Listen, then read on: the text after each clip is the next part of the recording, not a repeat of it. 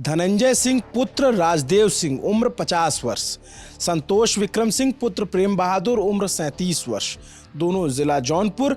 मुकदमा संख्या 142/2020, धारा 364, 386, 504, 120B। इन धाराओं में धनंजय सिंह जौनपुर के बाहुबली नेता जो लोकसभा चुनाव लड़ने के बहुत इच्छुक थे, उनको सज़ा हो गई है और सज़ा ऐसे वक्त पर हुई जब लोकसभा का चुनाव एकदम नज़दीक है।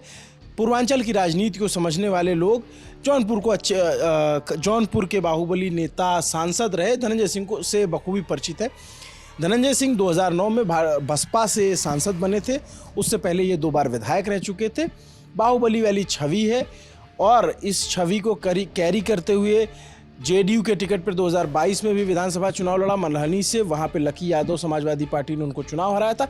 इस बार बड़ी ज़ोरों से चर्चा थी कि भारतीय जनता पार्टी से टिकट मिल सकता है या फिर जेडीयू के खेमे से टिकट लेकर के चुनाव लड़ जाएं। प्रयास बहुत किए लेकिन अंत में एक फ़ोटो आई, फ़ोटो ने सारे कयासों पे विराम लगा दिया।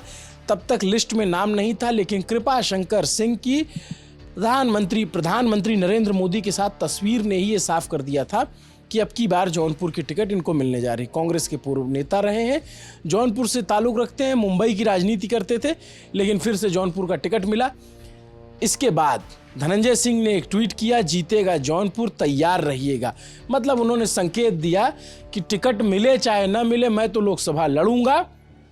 और इसी पूरे खमपेच घटनाक्रम में कल की तारीख जो थी उसमें एक शादी में अखिलेश यादव से धनंजय सिंह की मुलाकात होती है।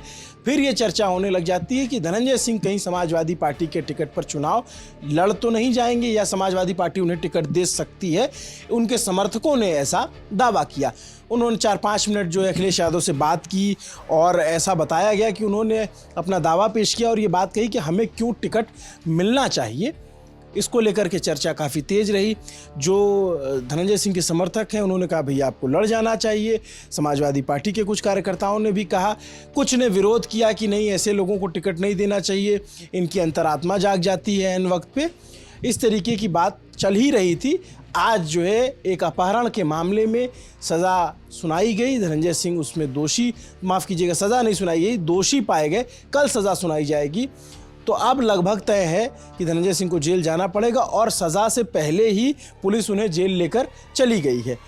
ये नमामि गंगे एक प्रोजेक्ट जो चल रहा है, उसके मैनेजर अभिनव सिंघल के द्वारा ये आरोप लगाया गया था, अपहरण और फिरौती और धमकी, ये सब का आरोप इन लोगों के ऊपर लगाया हुआ था।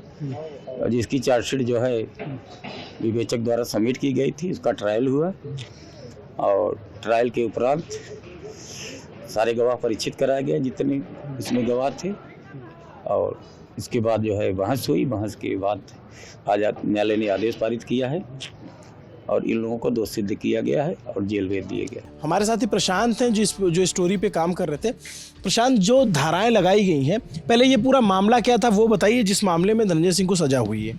मामला एक प्रोजेक्ट मैनेजर थे नमामि गंगे योजना के, इंजीनियर, मतलब उनका नाम अभिनव सिंघल है। तो 10 मई 2020 को लाइन बाजार थाना में उन्होंने एक शिकायत कराई और धाराएं जो आपने बताई 364, 386, 504 और 120B के तहत ये मामला दर्ज कराया गया था।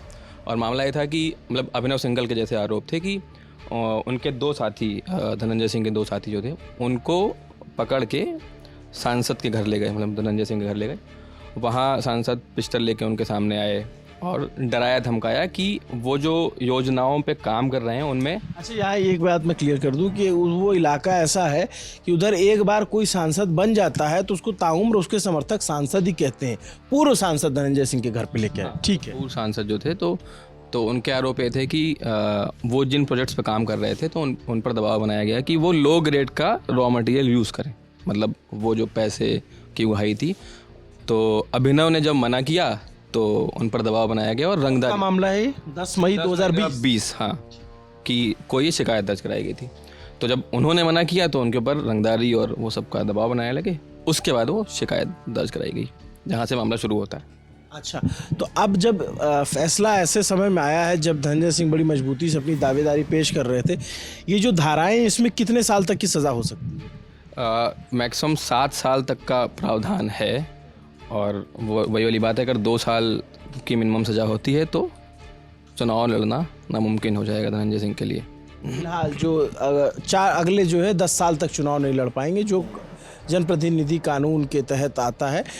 ये जो पोस्टर है ये